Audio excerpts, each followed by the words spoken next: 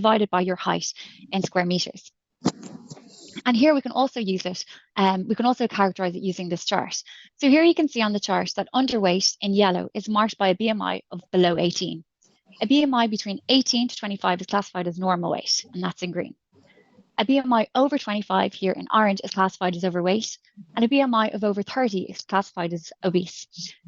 So an example here is if your height is 165 centimeters, and you weigh around 80 kilograms, you can see that your BMI is around 29 here, and that is classified as overweight here in the orange category.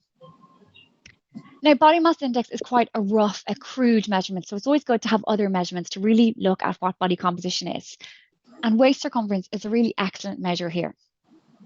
In general, we want men to be below 94 centimeters when it comes to their waist circumference, and for women, a measurement of below 80 is deemed as healthy. Professor Claude Marcus is going to speak a little bit more about the risk of having a high waist circumference and a high BMI later. But firstly, let's look at trends of overweight and obesity throughout the world.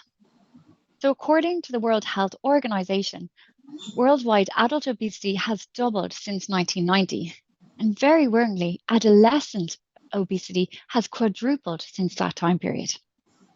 As you can see here on this map, rates of overweight and obesity are denoted by colour, ranging from light green right the way up to dark blue. The darker the blue, the higher the rates of overweight or obesity are within that specific country. And you can take a look at your own country later on at this map. It's an interactive map and it's found on the World Obesity Federation website. But here I've just marked out some countries and what the rates are today. As you can see, in many countries, rates of overweight and obesity exceed 60%, which is almost 2/3 of the population. So really, really affecting many countries. India is very interesting as well. Although it seems a little bit lower at 30%, this rate has increased hugely in the last number of years. When we look back at data, 10 years ago, rates were around 20%. So to have increased by 10% in such a small time period is hugely worrying. And also another interesting fact from India is that although BMIs tend to be quite low, waist circumferences tend to be quite high, which also carries a huge risk. So whether or not overweight or obesity affects you personally, it is definitely affecting the market that you're living in. So against the backdrop of these worryingly high trends of overweight and obesity, let's begin our discussions. I'd like to ask Professor Claude Marcus, what are the risks when it comes to being overweight and obese? Thank you. Thank you. It's very nice to be here to discuss these things with you. And overweight and obesity, it has severe consequences because it will, with a high risk, affecting your future life in many aspects. If you look at the effect of overweight and obesity on the body, we can say that almost all organs in the body will be affected by this. This is primarily due to that when you are overweight or becoming obese, you get a chronic inflammation in your body. And this chronic inflammation will in turn affect almost everything. So there are many risks associated. What most people know is that type 2 diabetes is coming for many people who are overweight and obese. But also many cancers are increasing, and the inflammation will also increase the risks for other diseases such as multiple sclerosis, joint problems, arthritis, asthma is increasing together with obesity and overweight, etc. So there is a huge number of diseases that are affected by overweight and obesity. And as you know, we are a beauty company. Does overweight or obesity affect the skin in any way? Yes, as I said, almost all organs are affected, and also the skin. Because when you become overweight or obese, your hormone balance will be affected. And this will in turn also affect the skin. There's an increased risk that your skin will be more oily and you will get more pimples due to this imbalance between different types of hormones, sex hormones and other hormones. And you can improve your situation also here with weight loss. So it is the same thing that you can improve your skin health with physical activity, because that will also affect your hormonal balance in a positive way. So both weight loss and physical activity is good for the skin. And what are the common mistakes or challenges to losing weight? Well, as you know, it is extremely tough to lose weight. So there are many common mistakes going on. I would say that the first one is yet that you need to commit yourself. You need to decide really from your heart that I will do this, because it is extremely tough to lose weight. But if you really decide that you're going to do it, then that is the first step that is of major importance. The second step is to make a plan. Not only look at the net, try to find a method and then stick to that. You need to define what's possible for yourself to do in real life. That means that you need to decide what you're going to change, because you have to change continuously many things, but you have to start somewhere and you need to decide what's possible for you. I mean, if you love ice cream, don't stop with all ice cream. Stop with things that are less necessary for you, for example. So you need to use your common sense and try to identify who you are in this case. And I think that is, again, a common mistake, that you don't do this. The third, I would say, is that you need to be patient. You start to do something, you don't lose weight in the way you expected, and then you skip it. So that's, I think, reasons why so many fail, that you don't do it thoroughly and you don't stick to it for a longer time period. But again, you need to remember that you have to do changes. There is no way to lose weight without changing things, although people think that you could do that. Another thing that many people think is that you can lose weight by being more physically active. And of course, physical activity is of importance, and you lose more energy when you are physically active. But we are so energy effective, so that means that we don't need that much energy to be physically active, and it is so easy to eat just a little bit more to overcompensate for your physical activity. So you need to focus on eating habits if you want to lose weight, and not start with physical activity. So I think the main message is that nutrition is king and physical activity is queen when it comes to hierarchy. Yeah, that's a good way to put it. I also wanted to ask you about what's very much on trend now are the new treatments for weight loss. What is your take on them? Well, I think they are very good. This is the first time we have something that is really effective without too much of negative side effects. And these drugs, as you can see on this picture, they have to be injected, although there are oral preparations as well, but they are not as effective. These drugs, they reduce the appetite and also reduce the emptying of the stomach. And these things together makes it easy to lose weight. For many, this is very good help. In adults, it has been shown that they who are using this drug, they are losing around 16 to 18% of their body weight in a year.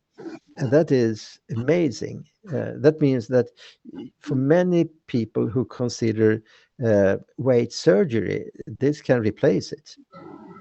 But of course, this is a drug with some side effects, so it's not to be used if it's not really necessary. And we know that you can lose weight without drugs as well. In one study where we participated, an international study, the patients got either placebo, that means that they get a drug injected without any effect at all, and 50% of them had this active GLP-1 agonist. And the patient who lost most weight in this study worldwide, she was a girl who lost around 20% of her weight. And she did this on this placebo, this not effective drug.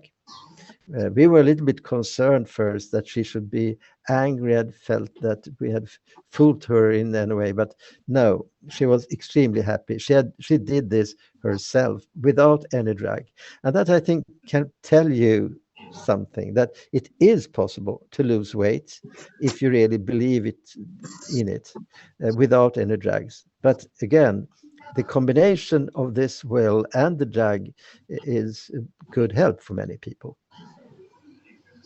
That is fascinating to hear that there's somebody who is essentially taking a dummy pill or a dummy injection actually lost the most weight. So the power of behavior change and motivation overpowers any drug out there, which is, I think, really, really inspiring.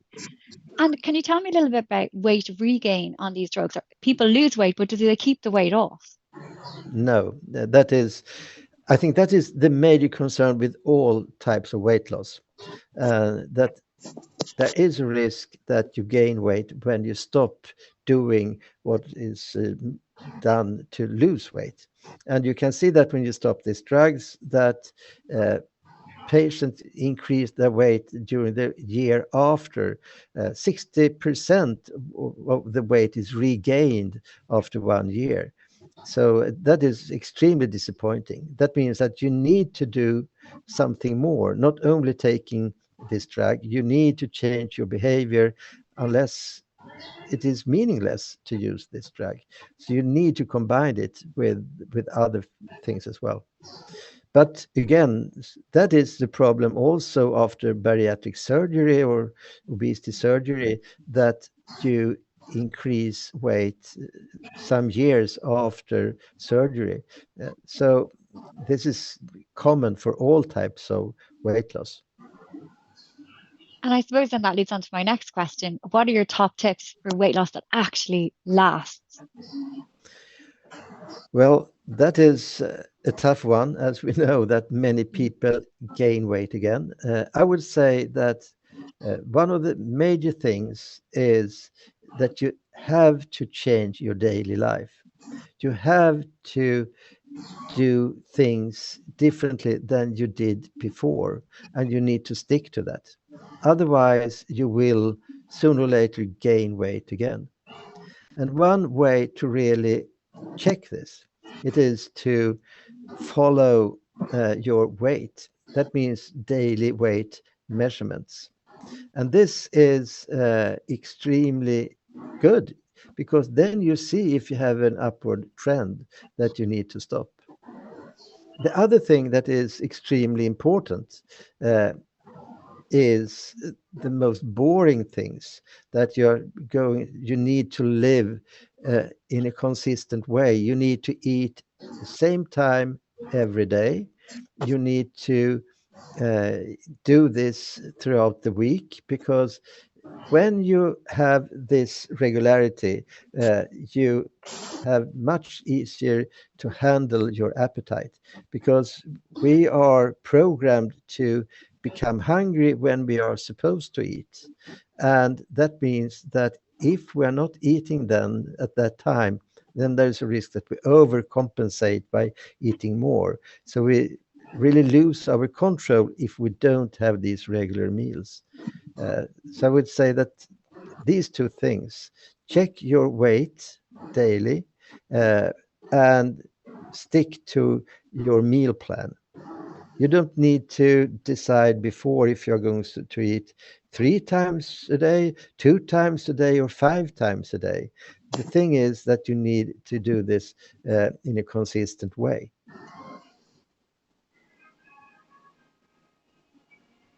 And when it comes to nutrition, have you any top tips of what you should be eating or not eating, for instance? Yeah, I think this picture tells you everything, doesn't it? You need to eat more food that is not so energy dense. You need to eat things that is healthy for you, and that means vegetables and fruits as a very important basic topic. Whole grain bread is also very good. It increases the fullness, and it's easier not to eat too much. Another very boring tip is to eat what you don't like so much. Because when you eat what you really like, then there is a tendency that you eat a little bit too much. So if you, during ordinary days, stick to things that is not extremely appetizing for you, then it's easier to keep your weight. And even And if then you're on this slide, you can see on the bottom something that also can help you. It is meal replacements. Because these meal replacements, then you know exactly that you don't overeat. You eat exactly the amount you're supposed to do, and there is no risk that you take more. It's easy to handle. You don't need to say, okay, I haven't time to make any meal now, so I take a snack on the go instead. So I think meal replacements are good as add-on if you want to both lose weight and if you want to reduce the risk of weight regain. And would you think even when on some of these new drugs, is nutrition important in dietary habits? Indeed, it is. If you combine these drugs with good eating habits and with meal replacements, you really have a much better chance to get a really considerable weight loss. So there are some studies on that if you combine these types of meal replacements with a low calorie intake, you can really get impressive weight loss results. Brilliant. And what about a holistic approach as well? What are your thoughts when it comes to the other factors that can affect well-being? Yeah, I would say that all factors that are affecting your well-being will also affect your risk of weight gain and your capacity to lose weight. There are direct effects of sleep on eating habits. If you have irregular sleep, you will be more hungry and you have a tendency to eat more sweets. So yes, it is important. Physical activity as well. Physical activity has a small effect on weight loss, but still, when you're running, it's difficult to eat in the same time. And it's also good because it will improve your mood, and it will reduce the risk of depression. And we know that depression in itself increases the risk of overweight and obesity. So it has indeed very important effects. Very interesting. And so the next part of the presentation is really just looking at how Oriflame can support consumers on the transformative weight loss journey. And our well-being philosophy, our philosophy, is to help create healthy daily routines for people. And so we do this by bringing together healthy lifestyle advice, holistic product solutions, support, and education. And when it comes to holistic product solutions, we have our meal replacement. And this is a really convenient and effective weight loss tool. It's easy to use, convenient, and offers high quality nutrition.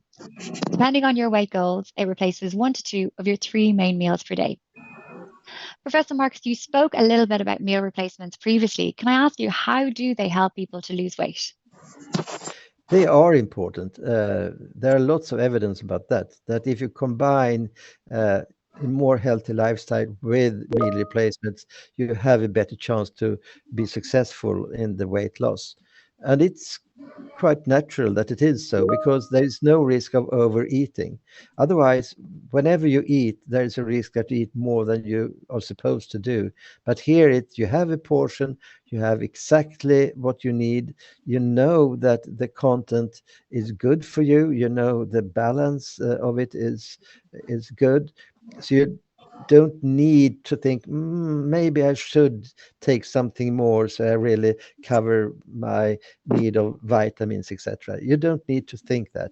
So I think there are many ways meal replacement can help you to lose weight and maintain your weight.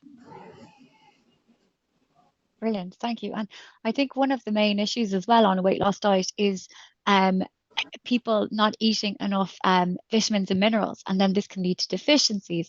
And what's great about meal replacements is that they contain vitamins and minerals that are essential for supporting energy metabolism, tiredness and fatigue, cognition, immunity, and oxidative stress to really help support energy when on a weight loss or weight maintenance diet. And there's also scientific research to show that meal replacements are more effective than conventional dieting at losing weight. And when a meal replacement is combined with an enhanced support, such as advice from a nutritionist, advice around physical activity, behavior change, and weekly meetups, even more weight is lost. And what's really great is that this weight is kept off long term. So, Professor Marks, I just wanted to ask, what is your experience with meal replacements alongside such support within your practice? Well, we have worked quite a lot with that, and the combination of meal replacement with group sessions and individual sessions. And my experience really support these data that the combination of meal replacements and support is excellent for continuous weight loss. And in Oriflame as well, we have looked at this science and really built it within our whole philosophy. We very much take this holistic approach around the synergy between healthy diet, physical activity, sleep, mental well-being, and social connection, and how that is a foundation for well-being and also healthy weight management. And this holistic approach is very much brought to life through the wellness clubs. The wellness clubs are a physical or an online place for a group of enthusiasts who want to live healthier or lose weight. They meet every week for 12 weeks to learn about healthy habits and achieve their health goals together. The wellness clubs are run by brand partners who have completed a certified wellness club coach certification. Professor Marcus, what are your thoughts on this approach to lasting weight loss? I think this is a brilliant initiative, because it's much easier to handle these problems as a group, and it's much easier to support each other if you build up these types of groups. So I think this can really be supportive, and I guess if it is a good coach handling this, that it also can be a very positive way to handle these terrible problems that weight loss always are, because it is so tough to handle the weight. So if you in different ways can make it a little bit more positive, I think it is wonderful. I think it's a great way as well that leans to motivation. And we spoke about that earlier about the lady who took the dummy pill, but ended up getting the greatest weight loss in that clinical trial. The power of motivation and togetherness can really, really help people on this journey. So thank you. I wanted to just summarize today's main discussion. We spoke a little bit about the challenges, but really wanted to focus on the positive steps that people can take when it comes to a sustainable weight loss journey and that roadmap to lasting behavior change.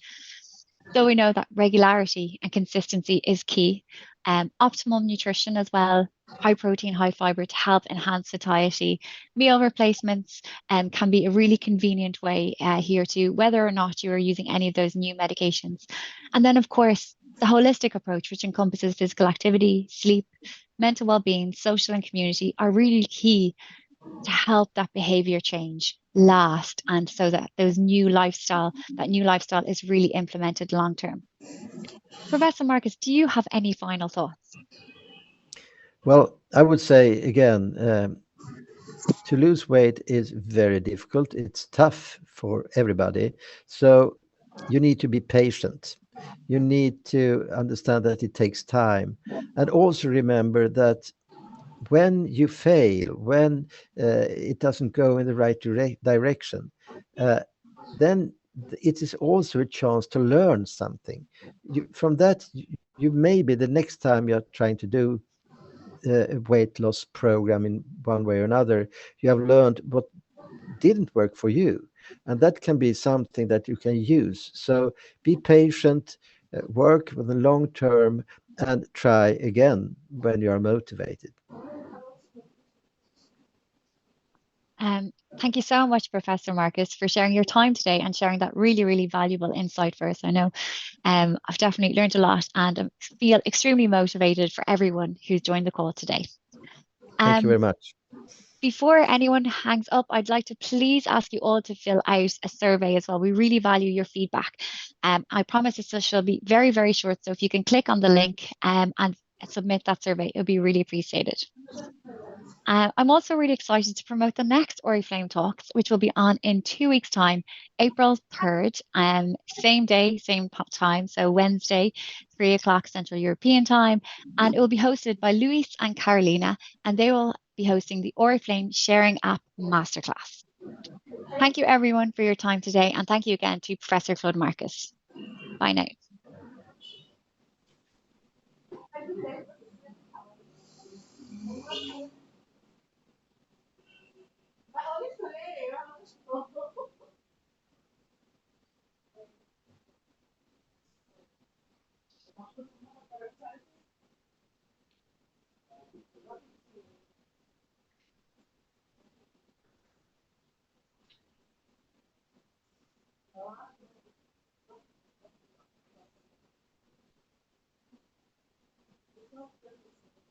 Recording stopped.